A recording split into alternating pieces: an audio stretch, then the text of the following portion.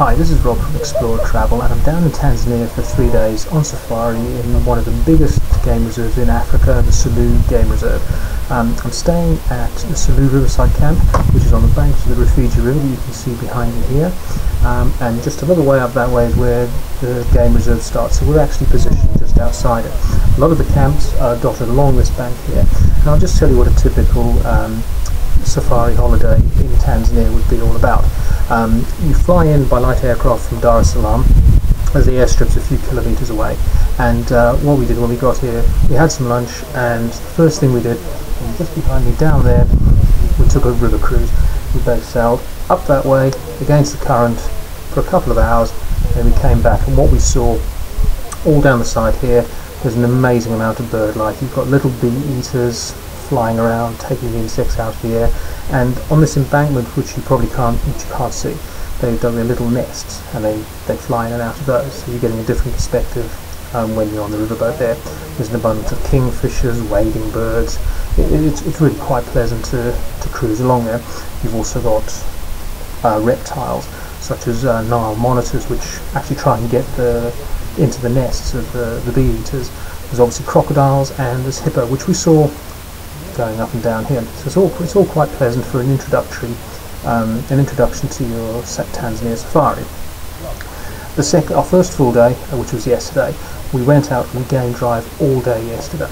Now, one thing we did notice when we flew over, that they've had rain here recently in Tanzania, and there's just so much greenery. It just really isn't what you expect from Africa. But what they're saying is that everything has just started to bloom out. There's leaves on trees absolutely everywhere. Now, it's all very pleasant, but unfortunately for the game viewing, it doesn't help us so much, because what happens is the watering holes get bigger. There's also a little isolated watering hole. So the animals, because the vegetation is quite thick as well, they can spread themselves out, so it makes it a little bit harder to track them down. If it was a dry season, everyone's going to be around by the watering holes. That's not the case at the moment. Excuse me. Plus, with the thick vegetation, it's also quite hard to see them. That said, we did see quite a lot yesterday.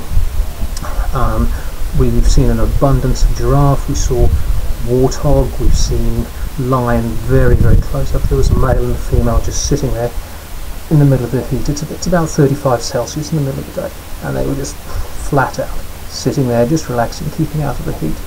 There's 3 lakes in the reserve, and that's where you get a lot of bird life as well. They have a lot of stork. We saw crocodiles again there. We saw hippo. There's these magnificent fish eaters which swoop around. You've got abundance of heron.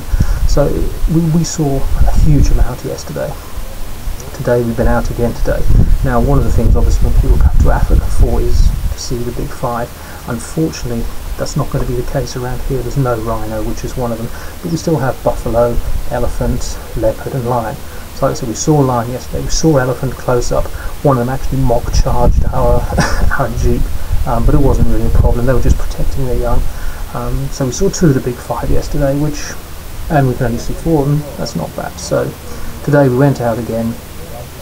We again saw quite a few elephant, a huge amount of giraffe, warthogs with their young, a lot of bird life again, and just as we were coming back, we saw some wild dog, which they're almost endangered. They're quite rare to see them, but they were just relaxing under a tree. We got very close to them, spent a little bit of time there, but unfortunately word had got around to the other game vehicles, and it started to get a bit congested, so we came away. But all in all, we spent 3 nights here. It's absolutely fabulous. The camp is very, very good food. Service is wonderful. And it's what you'd expect on most of these these camps along the river. You know, it's a pleasurable experience. You're in the middle of Africa, so you do have some things. We don't have electricity 24 hours. They have generators, so you know sometimes we do lose the electric a little bit. But yeah, you're in the middle of Africa. It's part of the experience, but you shouldn't let that put you off. We've had a wonderful couple of days game viewing. So that's just a brief rundown of what you could expect to see on your 3 days if you were coming on safari for 3 days.